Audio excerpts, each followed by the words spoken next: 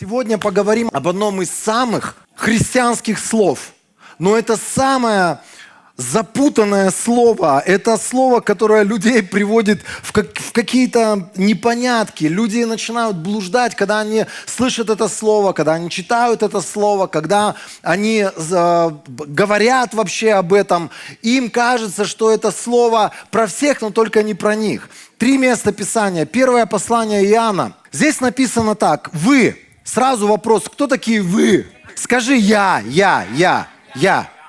Иногда нужно менять местоимение. Когда мы читаем Библию, когда мы читаем Слово Божие, его нужно делать личностным, потому что оно было обращено к тебе и ко мне. И вот здесь написано, ты, Денис, получил помазание от Святого. Скажи вместе со мной, я, Денис, получил помазание от Святого. Как приятно, что в этой церкви столько Денисов. Мы получили. Я получил, церковь поклонения получила, каждый из нас лично получил помазание от Святого, и у всех вас есть знание. Я почему хочу сделать акцент или сделать упор на то, что ты получил помазание от Святого? Потому что когда мы слышим слово «помазанный», «помазанник», мы представляем каких-то великих героев веры, мы представляем каких-то невероятных людей, которые творят невероятные чудеса, а мы такие непонятно кто. Недомазанники, да?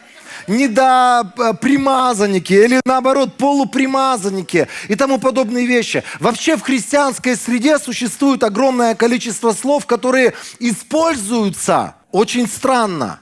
И вот это слово «помазанник» или помазание, оно используется в каком-то чаще всего контексте, который вырван или оторван от того, что говорит об этом Слово Божие. Второе место Писания. Написано так. «Я пишу вам относительно тех, кто пытается вас обмануть». То есть в нашей жизни это нормально, будут какие-то люди, которые будут пытаться нас обмануть. Так как это и было с первыми учениками. И он говорит, помазание, которое вы получили от него, постоянно в вас, и поэтому вам не нужно, чтобы кто-либо учил вас. Его помазание само учит вас всему. Оно говорит истину и никогда не лжет. Поэтому, как оно научило вас, так и оставайтесь в нем. Внутри тебя есть помазание, которое тебя учит. 3 место Писания. Мы сейчас прочтем эти 3 места Писания, и потом мы поговорим о некоторых моментиках. Бог делает и нас, и вас непоколебимыми во Христе. Он совершил над нами помазание. И вот тут вопрос вообще, в смысле? Что значит Он совершил надо мной помазание? О чем идет речь? Вот кто мне сейчас может сказать, о чем идет речь? Мы иногда в проповедях каких-то людей слышим о помазании, о том, что помазание сошло, помазание двигает, помазание куда-то там ведет, помазание как-то чего-то меняет, что-то где-то производит. Что такое помазание? Кто может мне очень быстро и коротко сказать? Что такое помазание?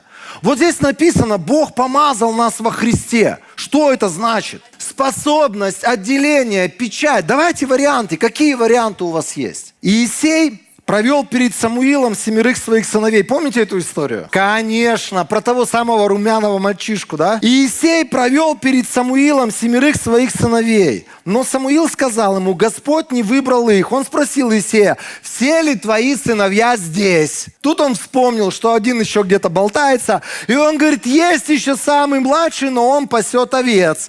Самуил сказал, отправляй за ним людей, приведи его ко мне. Мы сядем, пока он не придет сюда. Он послал за ним, и его привели. Он был румяным, с красивыми глазами, приятной внешностью. На секундочку, выбираем царя. Это не кастинг, знаете, моделей в Инстаграме в сегодняшнем. Когда не поймешь, то ли это мальчик, то ли это девочка. Это должен быть царь, который поведет за собой войско, который будет управлять государством, который будет противостоять врагам, завоевывать новые земли, в конечном итоге миллиарды денег соберет и построит храм. У человека огромная судьба и огромное будущее, и он должен соответственно выглядеть. И приходит мальчишка с румяными щечками, белокурый, вообще, знаете, он не попадает никуда, ни в какие стандарты. И здесь Господь говорит пророку Самуилу, встань и помажь его, это он. Самуил взял рог с маслом и помазал Давида в присутствии братьев. Тогда Дух Господень с силой сошел на Давида, и с того дня пребывал на нем. Самуил же вернулся в Раму. Если вы внимательно будете читать, начиная с этого места Писания и дальше, всю книгу Первое Царств, вторую книгу Царств, вы удивитесь, сколько этот человек Божий сделал. Но сам по себе он не выглядел как кто-то, кто что-то может сделать, кто что-то может совершить, достичь, и тем более сделать на таком уровне, на котором он потом повлиял. Он влиял на уровне страны, он влиял на ход всей истории, и этот человек сделал вещи, которых не было до него. И знаете, интересно, что это все пришло не от его силы, не от его способности, не от того, что он аутца закончил. Не от того, что он общался с какими-то влиятельными мужиками, которые наставили его, или он слушал коучей бесконечно в Ютубе. Что-то другое было в его жизни, что помогло ему достичь тех результатов, которые он достиг. И это описывается как помазание, которое в тот момент, когда на него было вылито масло, оно сошло от Бога на него. И вот что такое помазание? Помазание, это определенное действие Божие в нашей жизни, которое приносит 3 результата. Первое, это то, что случилось с тобой, так как говорит послание Коринфянам и так как говорит послание Иоанна. Ты сегодня человек, помазанный Духом Святым. И поэтому, первое, у тебя сегодня открытые двери, чтобы слышать твоего Бога. Вот все, что сделал Давид, если бы он не знал, не слышал голос Божий, у него не было бы шанса достичь того, что он увидел в конце своей жизни. Все наши достижения, все результаты, хорошие, божественные, добрые, они приходят только от Бога, которого мы слышим, который говорит в нашем сердце, который производит действия, хотения по своему благоволению, благодаря которым мы начинаем что-то достигать в нашей жизни. Итак, помазание приносит способность, первое, слышать Бога. Второе, помазание, оно приносит отделение для Божьих целей. Или помазание, оно отделяет нас от нашей старой человеческой жизни, от нашей старой генетики, от нашей старой судьбы, для того, чтобы мы вошли в новую судьбу, друзья. Чтобы мы жили совершенно новой генетикой, и чтобы мы увидели совершенно новое в нашей жизни, о чем мы даже не могли помыслить или мечтать в самых лучших снах. Я знаю, ты сидишь сейчас и думаешь, я обычный человек. Как это может касаться меня? Я понимаю, что есть какие-то особенные люди, которые призваны для каких-то особенных свершений, которые призваны там что-то делать в Царстве Божьем, расширять границы Царства Божьего, насаждать новые церкви и т.д. и т.п. Я тебе могу сказать, ты особенный человек, потому что Бог через помазание отделил тебя от твоей старой жизни для того, чтобы ты вошел в новую судьбу. Я знаю, в это очень трудно поверить, потому что мы ничего особенного такого прям не пережили. Например, когда я принял Христа, если вы меня спросите, ты принял Христа, это было давным-давно. Я не помню каких-то невероятных чувств. Мураши по мне не бегали, третья рука у меня не выросла, глаз во лбу не открылся, я не стал читать мысли других людей, у меня не появились какие-то, невероятные откровения о том, как зарабатывать миллиарды долларов. Ничего такого не произошло. Буквально ничего не произошло. Но единственное, что я помню, как будто бы мир Божий наполнил мое сердце, и все, что тревожило меня, я как будто бы это выдохнул в своей жизни. И что-то такое позволило мне внутренне расслабиться. С того самого дня я начал следовать за Христом. Прошло уже больше 30 лет. И я смотрю на то, кем я был, и на то, к чему я должен был прийти, потому что Бог мне периодически показывает моих старых друзей, их судьбу. И я понимаю, вот она моя судьба. Глядя на из банды людей, которые меня окружали когда-то, остался единственный, который спился, который похож на старого дряхлого мужика. Я смотрю на него и понимаю, вот она была моя судьба. Но я совершенно сегодня в другой судьбе, я совершенно сегодня в другом направлении двигаюсь. Я вижу совершенно другие плоды, другие результаты своей жизни. Друзья, это то, что не я произвел. И это то, что не ты делаешь в своей жизни, это помазание отделило нас от нашего прошлого, греховного, нечестивого, проклятого, то, что вело нас в ад. И Бог говорит, с этого самого дня, когда ты принял Христа, помазание пришло на твою жизнь, чтобы ввести тебя в новую судьбу. Третья вещь. Помазание открывает или дает нам способность служить Богу в Его силе или в Его мудрости. Вообще, когда мы говорим про помазание, в Ветхом Завете, вы все знаете, есть 3 категории людей, которые были помазаны Богом. Пророки, цари и священники. А есть еще 4-я тема вообще, которая связана с помазанием. Когда-нибудь думали об этом? Есть 4-я категория, это не люди. Ангелы, да, конечно, ангелы помазаны. Кто еще? Давайте подумаем. Давайте подумаем. А кто еще был помазан на земле? Кого необходимо было помазать? Жертвенник. А больше тебе скажу. Скиния, место пребывания, Дом Божий, храм Божий. Это все отделялось для Бога, это все помазывалось. Сегодня есть корпоративное помазание на церкви. Об этом мы чуть позже поговорим. Знаете, есть вещи, на которые мы не реагируем, или мы не отдаем отчета, что это прописано в Слове Божьем. И когда мы начинаем подробно какие-то вещи изучать, мы начинаем говорить: вау! Я никогда не видел и никогда не задумывался над тем, что храм нужно было отдельно помазать. И на храме было отдельное помазание. И в одной церкви одно помазание, а в другой церкви другое помазание. И мы все друг на друга не похожи. Потому что у каждого из нас своя судьба, у каждого из нас свое предназначение, и у каждого свой уровень мудрости и силы для того, чтобы достичь свою судьбу и свое предназначение. Давайте поговорим о людях сегодня.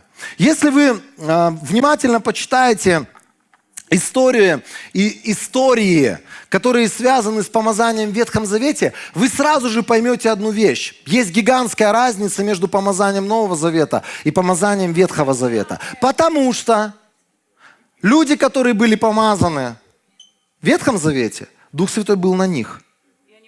И они слышали Духа Святого извне. Вау.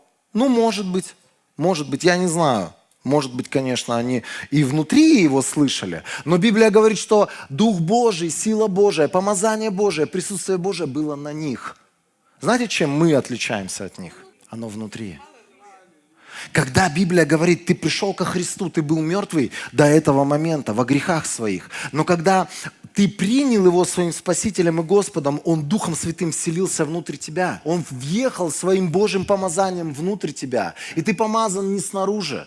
Поэтому тебе не надо сегодня мучиться и просить, чтобы кто-то тебя помазал в лобик, чтобы какие-то люди, какие-то особенные рукоположения. Да, я сейчас не о том, что есть правильное время для того, чтобы рукополагать людей на какие-то особенные служения. Я не про это. Нам не надо больше искать каких-то невероятных помазанников, которые прикоснутся к нам и помажут нас снаружи, потому что мы уже помазаны изнутри Духом Божьим. И знаете, что происходит с каждым из нас? Когда мы приняли, мы были мертвые во грехах наших, мы приняли Христа, Он вселился внутрь нас, и Он оживил наш дух для того, чтобы через Духа общаться с каждым из нас, разговаривать с каждым из нас. Он открыл способность нам слышать Его голос. Каким это образом происходит? Это происходит не извне, это происходит изнутри, потому что Он и Его помазание живет внутри нас. Он говорит с нами через наш дух говорит с нами через нашу душу, то есть в наши эмоции, в наши мысли, в наши желания. Бог начинает касаться нас изнутри. Поэтому не бойся, когда вдруг внутри тебя рождаются какие-то божественные желания, что-то сделать, куда-то пойти, кому-то позвонить, кому-то засвидетельствовать, кому-то что-то пожертвовать, с кем-то чем-то поделиться, кому-то сказать добрые слова, а не так, что распустил непонятно что. Да ты красавчик! Мы говорим об общении с Богом. Здесь у многих из нас такая засада в голове начинается. Нам кажется, что его сегодня красавчиком назвали, он, наверное, слышит Бога, он красавчик. Наверное, ребята, которые здесь стоят, они особенные, они красавчики, они слышат Бога. Наверное, какие-то люди, которые приехали извне, которые по 50 лет верующие, и которые столько всего сделали для Бога, они красавчики, они слышат Бога. А кто я такой? Я долгое время просто обманывался и заблуждался, и почему-то я думал, что Бог может со всеми общаться, кроме как со мной. Но когда я начинал изучать из Писания вот эту тему того, как Бог разговаривает с людьми, я отобразил одну вещь. Когда приходит помазание, вот в тот самый момент, когда ты оказался помазанным Богом, а это произошло в момент твоего рождения свыше, в момент, когда ты принял Христа, это помазание въехало внутрь твоего сердца. Оно пришло внутрь тебя, и это открыло двери для того, чтобы ты мог слышать Бога. Помните, Иисус что говорил? Про овец, про своих. Овцы знают голос пастуха, они его слышат, и они следуют за его голосом. Я изучал историю помазания священников, и первый священник официальный, потому что были ребята, которые из ниоткуда брались, например, Мелхиседек. Непонятный человек, из ниоткуда взявшийся, но официальный священник Аарон. Помните, когда Аарон был избран или призван Богом, что Бог сказал про него? Он сказал ему: ты будешь слышать мой голос, Моисей, ему говорить, а он уже будет брать твои слова и передавать их дальше. Помните эту историю? Это было в самом начале, когда они еще в Египте, у них там вот эта вот непонятка была: выходить, не выходить, побеждать, не побеждать, 10 или 9 казней, что там будет. У них все это еще пока непонятно было. Бог какие-то вещи про этого человека сказал. Но знаете, интересная метаморфоза произошла с Аароном. Когда он перестал нуждаться в Моисее, это произошло после помазания. Я хочу, чтобы мы посмотрели, это одно из самых коротких мест Писания, Левит 10 глава, 8 стих. Господь сказал Аарону. Дальше не надо читать, не важно, что он сказал. Это первое упоминание того, что Аарон стал слышать Господа. Господь напрямую стал с ним разговаривать. Знаете, когда это произошло? Если мы отмотаем несколько страничек, кто читает бумажную Библию, если мы просто несколько раз мотнем слева направо нашу электронную Библию, мы увидим, что он был помазан несколько глав до этого.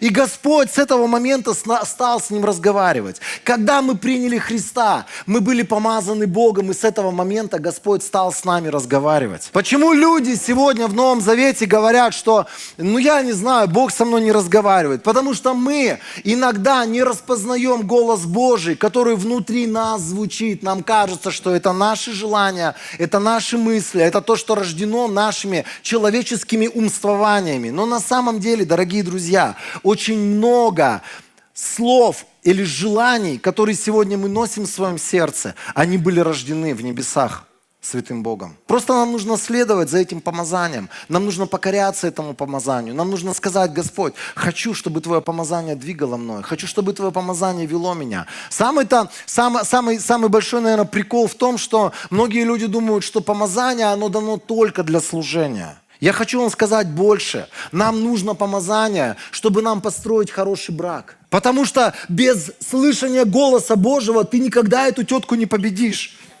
Ой, прости, пожалуйста.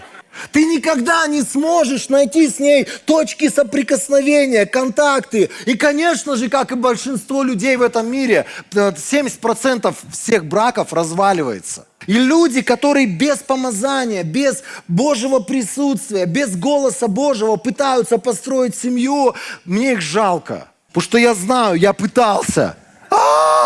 Это страшно. Дети. Воспитать детей достойных. Знаете, мы можем воспитать каких-то детей. Каких-нибудь, да. И потом, когда если из него что-то доброе вырастет, ты там со стороны посмотришь и скажешь: надо же.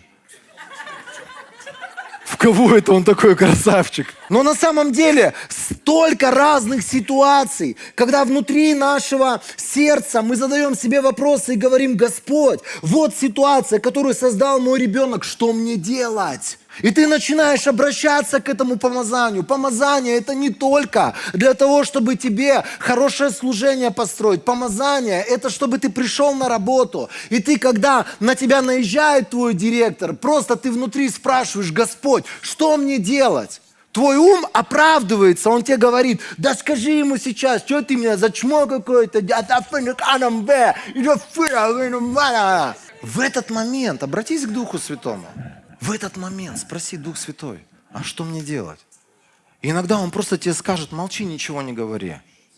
Молчи, просто слушай. Послушай сейчас, взвесь то, что тебе сказали. Ответишь потом, позже я дам тебе слово. Сейчас просто молчи. Знаете, иногда мы странные люди. Нас когда совсем не припрет, мы почему-то забываем об этом помазании, которое внутри нас хочет разговаривать с нами постоянно. В любой ситуации. Знаете, есть огромное количество вещей. Если бы мы просто обращались к помазанию, которое внутри нас, это голос внутри нас, который хочет говорить по поводу нашей семьи, по поводу нашего бизнеса, по поводу непоняток на учебе, по поводу непоняток во взаимоотношениях с начальством. Если бы мы обращались к этому голосу, мы бы многих проблем избежали в нашей жизни. Поэтому я уверен, сейчас ты слышишь меня, и на моем примере ты научишься одной простой вещи.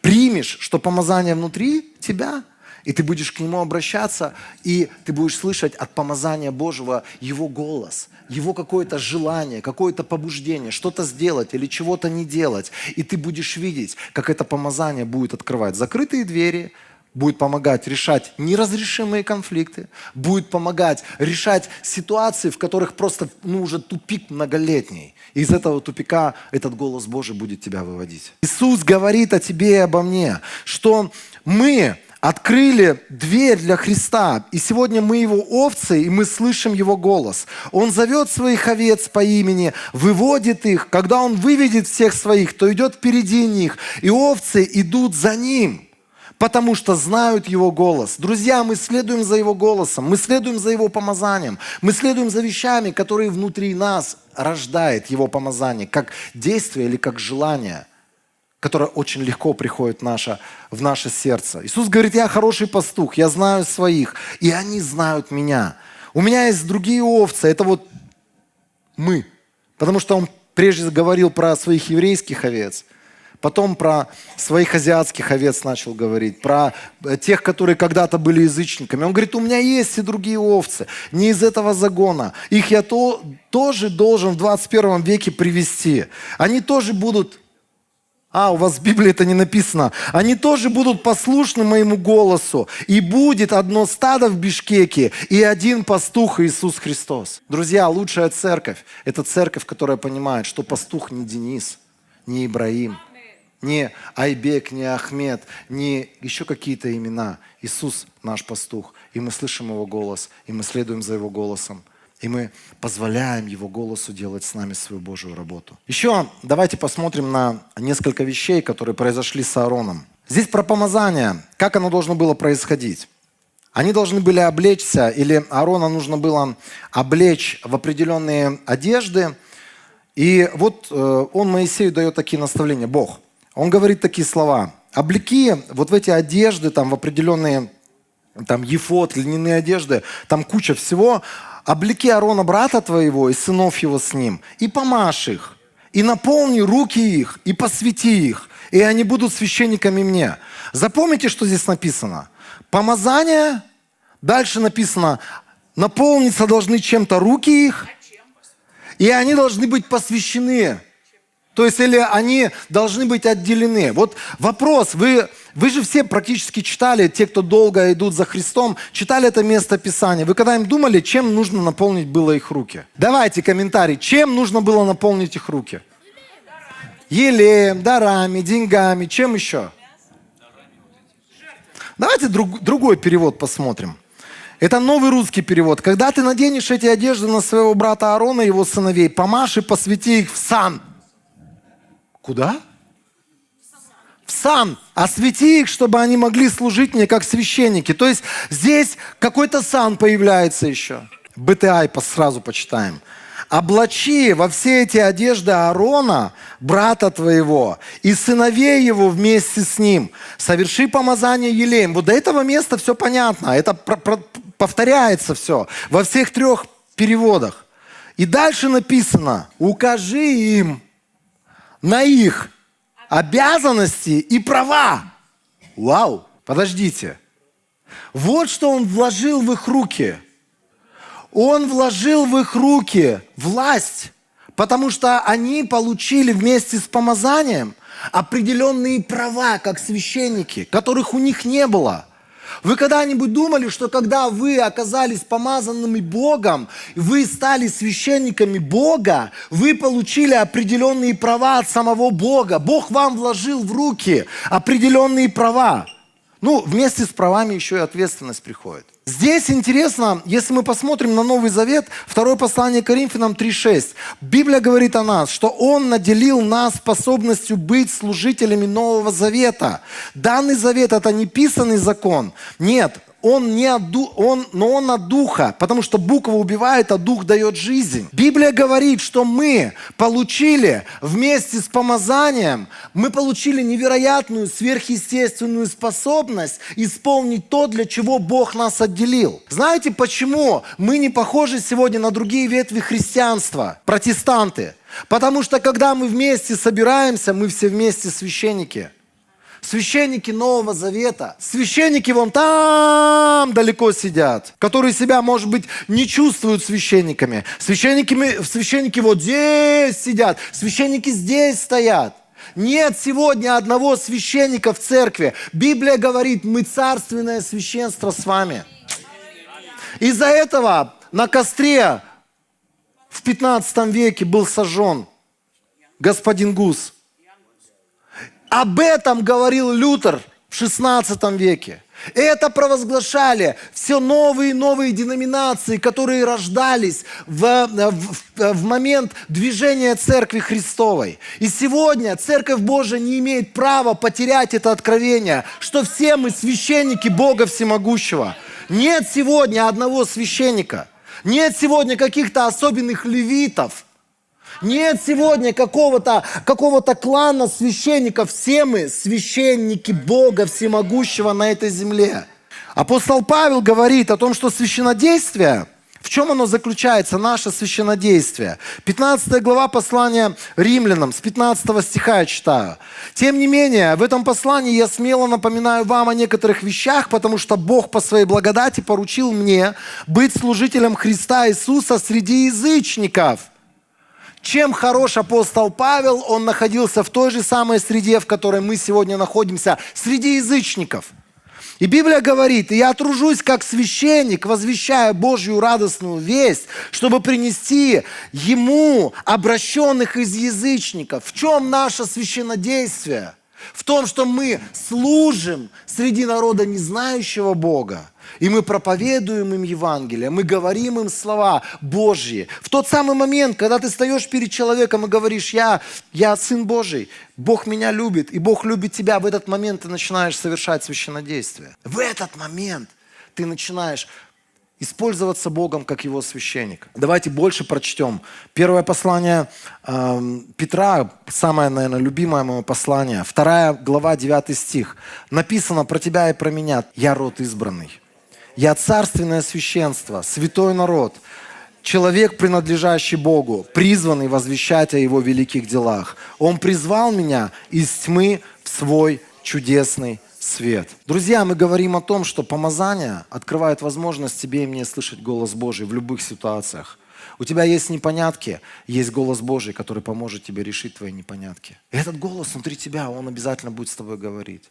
Второе, ты отделен для новой жизни. Если ты раньше был грешник, идущий в ад, то ты сегодня Божий человек, Его представитель, ты Его посланник. Давайте, ладно, священник это сложно, может быть, для многих понимать, это что-то такое с одеяниями связано, с определенным сленгом связано. Я другие слова скажу. Ты Его представитель на этой земле.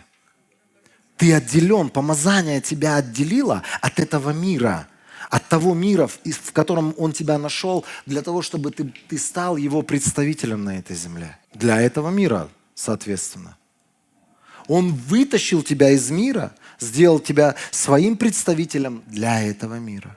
Исход 40 глава, с 12 стиха. «Приведи Аарона и его сыновей ко входу в шатер, собрание, и омой их водой. Надень на Аарона священное одеяние, помажь его и освети», то есть отдели его, чтобы он мог служить мне как священник. «Приведи его сыновей, одень их в рубашки, помажь их точно так же, как их отца, чтобы они могли служить мне как священники». Помазание, оно отделило их от остального общества. Помазание отделило тебя. Один человек однажды сказал такие слова: мы ничем не отличаемся от этого мира, мы такие же старые грешники, просто у нас невероятный Бог. Нет. Нет. Нет. Я никогда с этим в жизни не соглашусь. Мы отделены от этого мира. И мы отличаемся кардинально от этого мира. Потому что весь этот мир не знает Бога. У него есть огромное количество религиозных правил, фетишей, всякой фигни религиозной.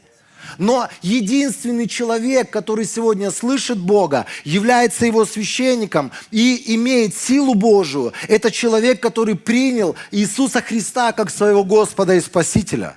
Если ты сидишь сейчас в этом зале, и ты никогда не принимал Иисуса Христа как своего Господа и Спасителя, и ты думаешь, а зачем мне это надо, я хороший человек, я хожу в какие-то собрания, у меня есть какая-то религия, я хочу тебе сказать, ты обречен вместе со всем этим миром попасть в ад в конечном итоге. Как один чувак говорит: не пугайте меня адом, тебя никто не собирается пугать, это просто реальность, которая произойдет, вот и все.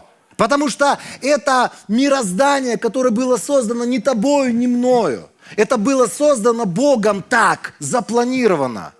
И если ты сегодня не примешь Его в свою жизнь, если ты не позволишь Его помазанию отделить тебя от этого грешного мира, ты обречен вместе с миром уйти в ад. Неважно, к какой ты конфессии, религии, к чему-то еще принадлежишь. Какие у тебя взгляды на жизнь. Когда мы читаем эту историю про помазание Аарона, здесь написано, что это помазание на священство, которым их помазали, чтобы они могли служить Богу как священники, и чтобы это священство было навеки и в грядущих поколениях. Это помазание Божье, которое сегодня есть на тебе и на мне, на Церкви Божией. Бог нас отделил, сделал нас священниками для того, чтобы мы принесли Его благую весть во все поколения, во все времена. Повеление Господа Иисуса Христа, Марка 16 глава.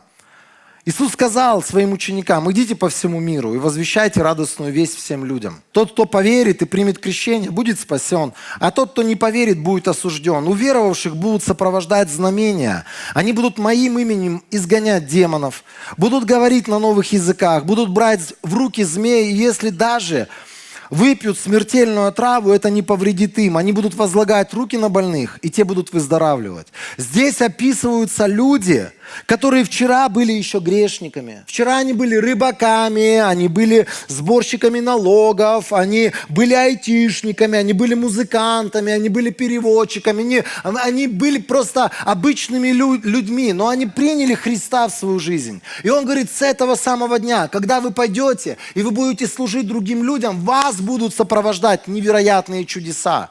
Почему? Потому что вы в самую лучшую церковь попали. Нет. Потому что вы лично Дениса знаете и за руку с ним здоровались. Точно. Нет. Было бы классно, я бы со всеми перездоровался в этом городе. Потому что мы приняли Его. Он отделил нас от этого мира, чтобы быть Его посланниками. И Он дал нам сверхъестественную силу, чтобы мы не своими силами убеждали и говорили: прими Христа, это так классно. Как мне проповедовали первое время Евангелие, это была моя мама, она не знала, как меня завлечь. Она не знала, как достичь моего сердца. Я слышал кучу историй, которые были подобные тому, что делала моя мама. Она мне говорила: Денис, тебе надо пойти, спасибо, что включили свет, тебе надо пойти на собрание обязательно, там у нас столько классных, красивых девчонок есть. Мама, они такие. Они заботятся о самом лучшем для своих детей. Она мне пыталась Евангелие таким образом проповедовать. Я на нее смотрел и думал: мама, мне без твоей церкви достаточно девчонок красивых. Она сменила тактику в какой-то момент. Она поняла, что это не работает. Она стала говорить: да ты не думай, что у нас вот такая церковь, где там вот такие всякие религиозные обряды, чего ты боишься очень сильно, куда ты боишься ходить. Там у нас обычные люди собираются. И там даже у нас пастор в джинсах проповедует. Вау, я вот именно так и сказал. И чё? Она мне по-разному пыталась проповедовать Евангелие. Самая крайняя вещь, как она это пыталась сделать, уже там с папой они скооперировались, мудрость небесную получили. Они внутри своего сердца понимали некоторые вещи обо мне. Они сказали мне: поехали с нами на служение. Вот что есть в твоей жизни самое вот просто, вот что бы ты хотел сегодня? Еда. Ну хорошо, тебе бы сказали, поехали с нами на служение, мы тебя KFC накормим. Все, ты пошла бы, да? Они мне сказали такие слова: поехали с нами на служение на машине. Мне было 17 лет. Ты будешь за рулем. Серьезно? Серьезно, я поеду сам за рулем. Я был готов в 8 утра проснуться. В 8 утра в воскресенье. Дурак, что ли? Да. Я проснулся в 8 утра, я ехал с ними на собрание, я приезжал, знаете, парковался около входа в собрание, они выходили, говорили, пойдем с нами? Я говорю, Я там уже был однажды, я сказал, не пойду. И они уходили, я там включал свои самые кайфовые, как мне казалось, мелодии на этой магнитоле, да, там это такая, знаете, штука вставлялась, тынц, кассета называлась. Я слушал музыку. И каждый раз выходил один мужик из этого зала. И он такой с длинными усами был, вот такие белорусские усы у него были. И он такой за мной наблюдал. Он становился, вот буквально, он спускался, и он становился вот так, я сижу, и он такой вставал напротив меня и наблюдал за мной. И мне так неловко было. Это вообще не рабочие схемы. Ну, я приехал, красавчик. Сидел в этой машине. Я 2 часа вытерпелял. Я сидел, терпеливо 2 часа, ждал, пока они вернутся. Я говорю, ну что, все, поехали домой. И все, я гнал обратно домой. Я кайфовал от того, что я катаюсь на этой машине. Но однажды они получили слово с неба. Они посадили меня и сказали, Денис, мы хотим попросить у тебя прощения за все то негативное воспитание и тот негативный пример, который мы показали тебе в своей жизни. И я думаю, слава Богу, теперь с этого момента мне карт-бланш в руки дали. Я буду грешить просто налево-направо, они у меня прощения будут за все просить. Я буду бухать, я буду то, я буду все. Знаете, дурачок молодой, 17-летний, представлял, как он будет просто разгульную жизнь вести. А знаете, что случилось? Это было слово от Бога в их жизнь. Они покаялись передо мной, и они открыли в моей жизни действие обличения Духа Святого. С этого самого дня я каждый раз, когда я делал какую-то пакость, мне было так за нее стыдно. Я думал, что с тобой, Денис? Ты же конкретный пацан, ты не можешь больше творить пакости, которые ты еще вчера на изи творил. Что такое? Я не понимал, что со мной случилось. Эти люди получили от помазания слово. И они просто сделали то, что должны были сделать. И невероятным образом, через короткое время я покаялся, прибежал ко Христу, без всяких машин, без всяких девчонок. Я там ни на кого не смотрел. Все, что я хотел, чтобы Христос спас меня, потому что я старый грешник, который уходит в ад. И вот я уже вишу на волоске, и мне надо быстрее спастись. Я бежал в церковь. Друзья, я хочу вам сказать, помазание – это такая штука, которая будет говорить внутри тебя. И если, может быть, ты чувствуешь, что ты когда-то слышал голос Божий, и потом ты был просто ему непослушен, ты мог угасить его. И ты мог загасить внутри себя. Писание говорит, что мы можем угашать Духа Святого внутри себя. Как? Когда Он говорит, а ты говоришь, да нет, невыгодно мне. Что я буду этого подростка, юношу сажать перед собой 17-летнего и просить у него за что-то прощения? Я отец. Они могли бы загасить, знаете, угасить это помазание, но они сделали. Почему мы сегодня можем не слышать голос Духа Святого? Потому что Он уже говорил нам, Он уже нам какие-то вещи просто вкладывал в сердце, а мы поступили по-своему. Мы не захотели к Нему прислушаться. Вернись на тот перекресток, отмотай какое-то время назад, подумай о своих отношениях со Христом, с Духом Святым. И может быть ты поймешь, что ты был человеком, который угашает Его. Покайся. Скажи во имя Иисуса, прости меня, дорогой Дух Святой. Ты говорил со мной, я угасил Твой голос, я не стал делать те вещи правильные, которые Ты хотел, чтобы я сделал. Сделайте это, друзья дорогие, потому что одно дело жить в помазании, другое дело, когда ты живешь по плоти и помазания больше нет, потому что ты его угасил. Ты пошел своим собственным путем. Вторая вещь, нам еще нужно качать это помазание в нашей жизни, нам нужно усиливать это помазание в нашей жизни. Если ты спросишь, как это делать, я тебе отвечу очень просто. Вернись к базовым настройкам. Что такое базовые настройки? Это каждый день я молюсь, поклоняюсь Богу, говорю Ему слова благодарности и любви. Я открываю свое сердце, я изливаю его перед Ним. Ты же делаешь это каждый день. Ты таким образом качаешь помазание. Я читаю Писание, я провозглашаю это Писание, я наполняю свои мозги Писанием. Я этим Писанием обвязываю свой ум, когда всякая дичь прет ко мне в башку. Когда мне страшно, когда мне обидно, когда мне завистливо, все остальное, похотливо некоторым. В этот момент ты берешь Слово Божие и вот так его завязываешь, как ремнем. Ремнем очень туго завязываешь, чтобы не упало оно. Ужас. Таким образом мы качаем помазание. Говори слова веры, говори слова Божии, говори слова из Писания. Качай это помазание в своей жизни. И когда Дух Святой тебе что-то говорит, будь послушен, делай это. И когда ты это делаешь, чем больше ты послушен Ему, тем больше ты это помазание качаешь в своей жизни. Две вещи. По поводу помазания. Мы сказали о том, что несет помазание. Две вещи. Если ты угасил, покайся. Если ты был непокорен, непослушен, покайся. Господь прощает просто, незамысловато, не упрекает больше никогда. И второе, каждый день начни качать помазание.